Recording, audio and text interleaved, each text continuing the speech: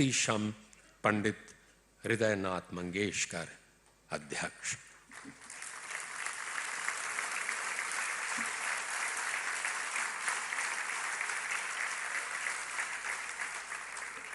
आदरणीय प्रधानमंत्री जी से अनुरोध है कि आप ये पुरस्कार ग्रहण करने मंच पर पधारें। साथ ही मंगेशकर कुटुंब के सदस्य मीनाताई खड़ीकर,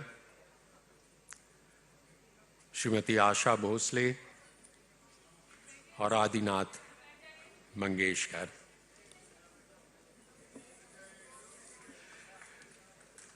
देवियों और सज्जनों, आपने शायद नोट किया होगा कि शुरुआत की मंच की प्रारंभिक औपचारिकता के बाद प्रधानमंत्री जी ने जोर देकर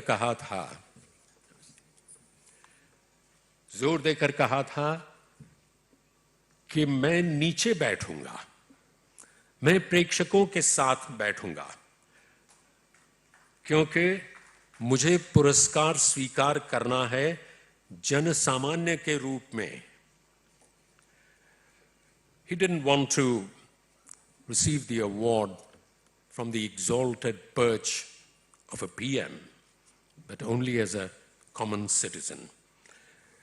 इसलिए इस असाधारण अलंकरण लता दीनानाथ मंगेशकर पुरस्कार के लिए मैं अनुरोध करता हूं सामान्य भारतीय नागरिक श्री नरेंद्र मोदी जी से कि वे ये पुरस्कार स्वीकारें।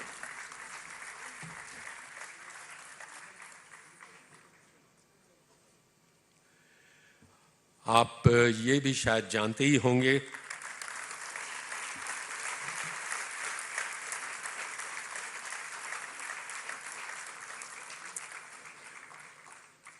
कि औपचारिक अभिवादन के अलावा हमारे प्रधानमंत्री कोई पुरस्कार स्वीकार नहीं करते, लेकिन सारे देश की दीदी भारत रत्न लता मंगेशकर के लिए उन्होंने ये अपवाद स्वीकारा है।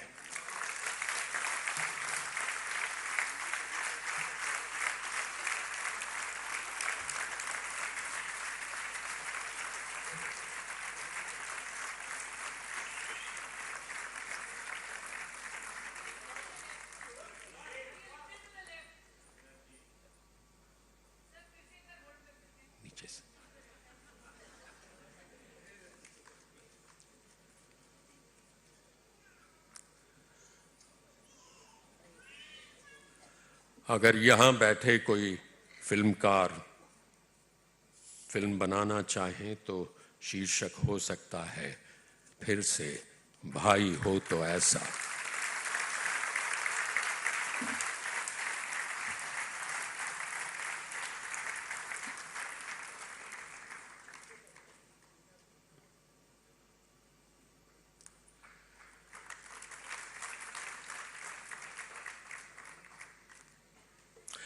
देवियों और सज्जनों, ऐसे जटिल कार्यक्रमों की तैयारियां बड़े नियोजित ढंग से की जाती हैं। इवेंट मैनेजमेंट के सिद्धांतों के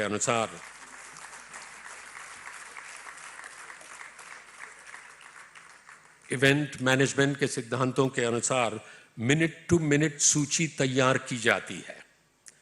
किसे कब आना है, कितने मिनट तक बोलना है। लेकिन मेरा यह विश्वास है कि जहां आदरणीय नरेंद्र मोदी जी हों, उसमें जहां तक उनका सवाल है, इस मिनट टू मिनट को बिल्कुल खारिज कर देना चाहिए, क्योंकि देश ये चाहता है कि मोदी जी बोलते रहें, हम सुनते रहें।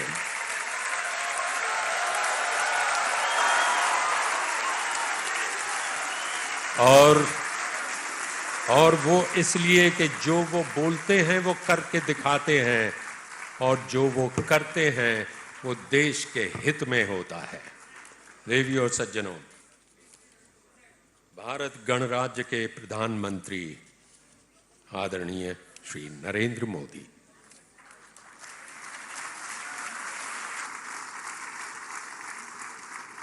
श्री सरस्वती नमः। गणराज्य के प्रधानमंत्री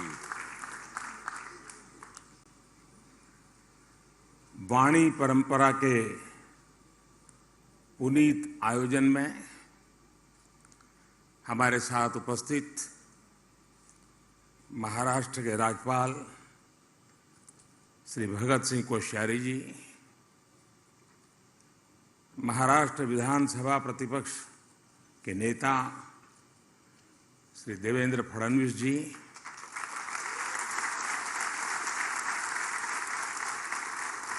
महाराष्ट्र सरकार में मंत्री श्री सुभाष देसाई जी, आदरणीय उषा जी, आशा जी, आदिनाथ मंगेशकर जी, मास्टर दीनानाथ स्मृति प्रतिष्ठान के सभी सदस्यगण, संगीत और कला जगत के सभी विशिष्ट साथियों, अन्य सभी महानुभाव, देवी और सज्जनों, इस महत्वपूर्ण आयोजन में आदरणीय हृदयनाथ मंगेशकर जी को भी आना था, लेकिन जैसे अभी आदिनाथ जी ने बताया, तबीयत ठीक नहीं होने की वजह से वो यहाँ नहीं आ पाए। मैं उनके जल्द स्वस्थ होने की कामना करता हूँ। साथियों, मैं अपने आप को बहुत उपयुक्त यहाँ नहीं अनुभव कर रहा हूँ, क्योंकि संगीत जैसे गहन विषय का जानकार तो मैं बिल्कुल नहीं हूँ, लेकिन सांस्कृतिक बोध से मैं ये महसूस करता हूँ कि संगीत एक साधना भी है और भावना भी है। जो अव्यक्त को व्यक्त कर दे वो शब्द है, जो व्यक्त में ऊर्जा का, चेतना का संचार कर दे वो नाद है, और जो चेतन में भाव और भावना भर दे उसे सृष्टि और संवेदना की पराकाष्ठा तक पहुंचा दे वो संगीत है।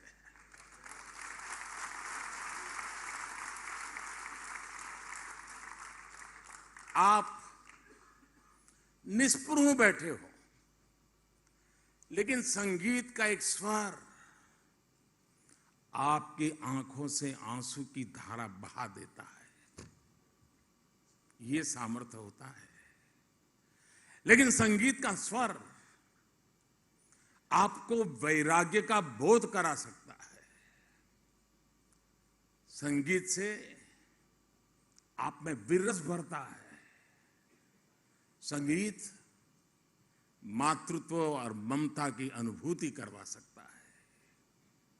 संगीत आपको राष्ट्रभक्ति और कर्तव्य बोध के शिखर पर पहुंचा सकता है। हम सब सौभाग्यशाली हैं कि हमने संगीत की इस सामर्थ्य को, इस शक्ति को लता दीदी के रूप में साक्षात देखा है। हमें अपनी आंखों से उनके दर्शन करने का सौभाग्य मिला है, और मंगेशकर परिवार पीढ़ी दर पीढ़ी इस यज्ञ में अपनी आहुति देता रहा है। और मेरे के लिए तो ये अनुभव और भी कहीं बढ़कर रहा है। अभी कुछ सुर्खियां हरीश जी ने बता दी, लेकिन मैं सोच रहा था कि दीदी से मेरा नाता कब से कितना पुराना। तो दूर जाते जाते याद आ रहा था कि शायद 4-4.5 दशक हुए होंगे, सुधीर फड़के जी ने मुझे परिचय करवाया था।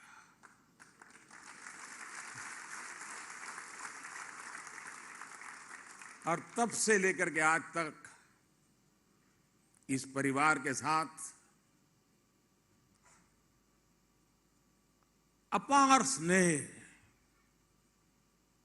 अनगिनत घटनाएं मेरे जीवन का हिस्सा बन गई। मेरे लिए लता दीदी सूर साम्राज्य के साथ साथ,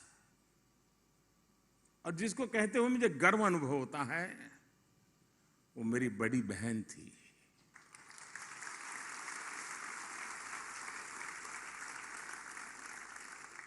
पीढ़ियों को प्रेम और भावना का उपहार देने वाली लता दीदी,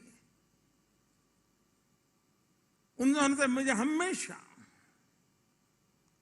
उनकी तरफ से एक बड़ी बहन जैसा अपार प्रेम मिला है। मैं समझता हूं इससे बड़ा जीवन का सौभाग्य क्या हो सकता है।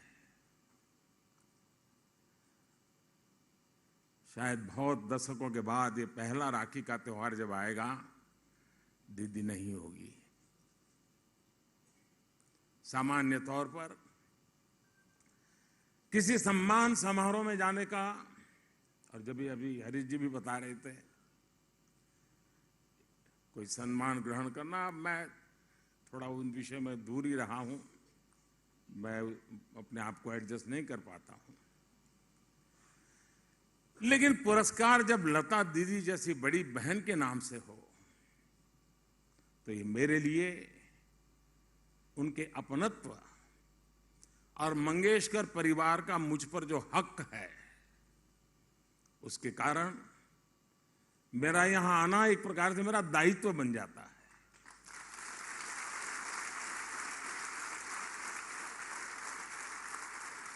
और ये उस प्यार का प्रतीक है। और जब आदिनाथ जी का संदेश आया, मेरे क्या कार्यक्रम है, मैं कितना बिजी हूं, कुछ पूछा नहीं।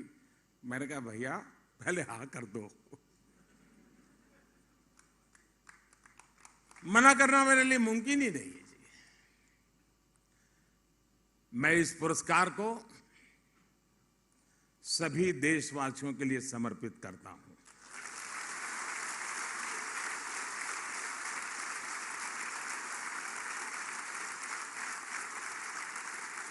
जिस तरह लता दीदी जन जन की थी, उसी तरह उनके नाम से मुझे दिया गया है पुरस्कार भी जन जन का है। लता दीदी से अक्सर मेरी बातचीत होती रहती थी। वो खुद से भी अपने संदेश और आशीर्वाद भेजती रहती थी। उनकी एक बात शायद हम सबको काम आ सकती है, जिसे मैं भूल नहीं सकता। मैं उनको बहुत आदर करता था, लेकिन वो क्या कहती थी? वो हमेशा कहती थी, मनुष्य अपनी उम्र से नहीं, अपने कार्य से बड़ा होता है। जो देश के लिए जितना करे, वो उतना ही बड़ा है। सफलता के शिखर पर ऐसी सोच से व्यक्ति की महानता, उसका हमें एहसास होता है। लता दीदी उम्र से भी बड़ी थी और कर्म से भी बड़ी थी। हम सभी ने जितना समय लता दीदी के साथ गुजारा है, हम सब जानते हैं कि वो सरलता की प्रतिमूर्ति थी। लता दीदी ने संगीत में वो स्थान हासिल किया कि लोग उन्हें मां सरस्वती का प्रतिरूप मानते थे। उनकी आवाज ने करीब 80 सालों तक संगीत जगत पर अपनी छाप छोड़ी थी। ग्रामोफोन से शुरू करें तो ग्रामोफोन से कैसेट, फिर सीडी, फिर डीवीडी, फिर पेन ड्राइव, ऑनलाइन म्यूजिक और एप्स तक संगीत और दुनिया की कितनी बड़ी यात्रा लता जी के साथ साथ तय हुई है। सिनेमा की 4-5 पीढ़ियों को उन्होंने अपनी आवाज दी। भारत रत्न जैसा सर्वोच्च सम्मान उन्हें देश ने दिया और देश गौरवान्वित हुआ। पूरा विश्व उन्हें सुर साम्राज्ञी मानता था, लेकिन वो खुद को सुरों की साम्राज्ञी नहीं बल्कि साधिका मानती थी। और ये हमने कितने ही लोगों से सुना है कि वो जब भी किसी गाने की रिकॉर्डिंग के लिए जाती थी तो चप्पलें बाहर उतार देती थी। संगीत की साधना और ईश्वर की साधना उनके लिए एक ही था। साथियों, आदि शंकर के अद्वैत के सिद्धांत को हम लोग सुनने समझने की कोशिश करें तो कभी कभी उलझन में भी पड़ जाते हैं। लेकिन मैं जब आदि शंकर के अद्वैत के सिद्धांत की तरफ सोचने की कोशिश करता हूं तो अगर उसको सरल शब्दों में मुझे कहना है उस अद्वैत के सिद्धांत को, ईश्वर का उच्चारण भी स्वर के बिना अधूरा है।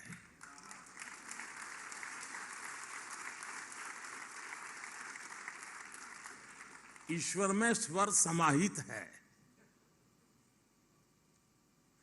जहां स्वर है वहीं पूर्णता है। संगीत हमारे हृदय पर, हमारे अंतर्मन पर असर डालता है। अगर उसका उद्गम लता जी जैसा पवित्र हो तो वो पवित्रता और भाव भी उस संगीत में घुल जाते हैं। उनके व्यक्तित्व का एक हिस्सा हम सब के लिए और खासकर युवा पीढ़ी के लिए एक प्रेरणा है। साथियों, लता जी की सशरीर यात्रा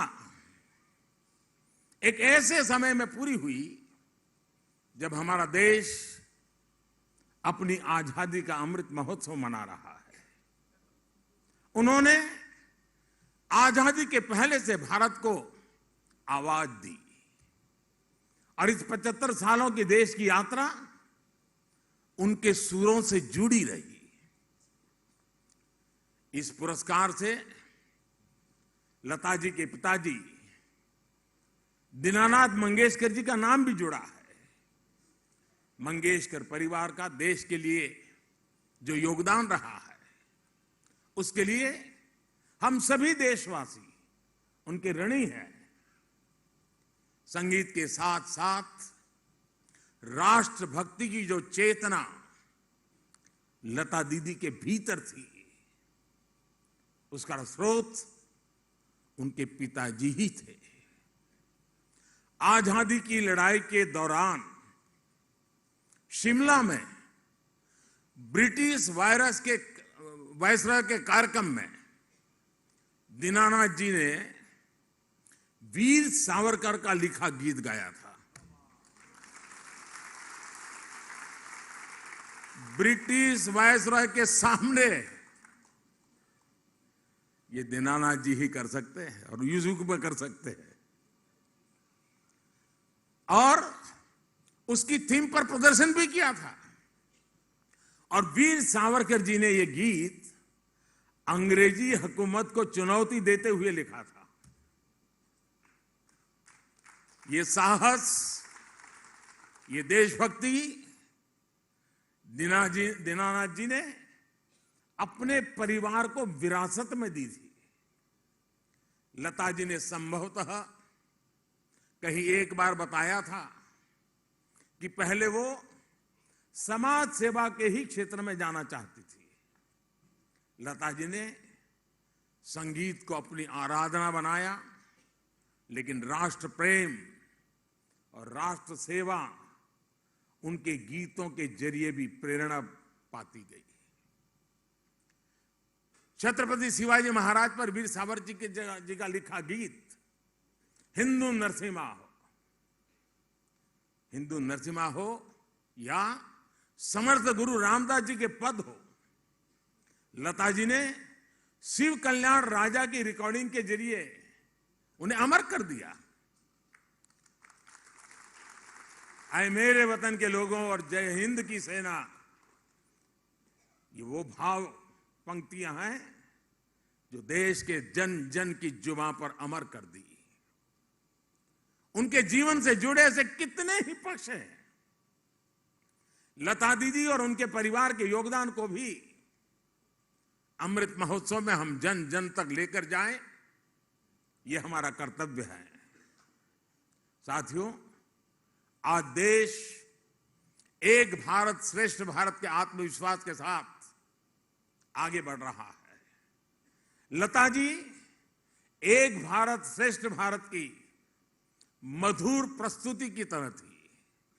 आप देखिए, उन्होंने देश की 30 से ज्यादा भाषाओं में हजारों गीत गाए।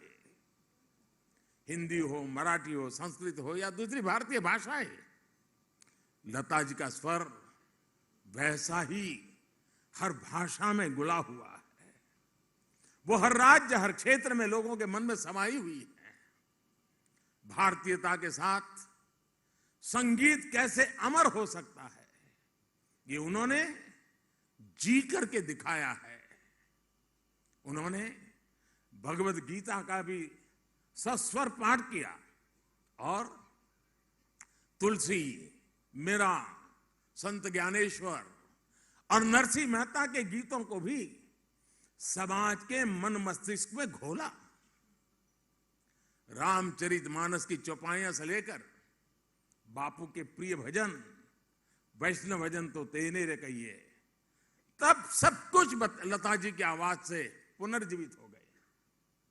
उन्होंने तिरुपति देवस्थानम के लिए गीतों और मंत्रों का एक सेट रिकॉर्ड किया था, जो आज भी हर सुबह वहां बजता है। यानी संस्कृति से लेकर के आस्था तक, पूरब से लेकर के पश्चिम तक, उत्तर से दक्षिण तक लता जी के सुरों के पूरे देश को एक सूत्र में पिरोने का काम किया।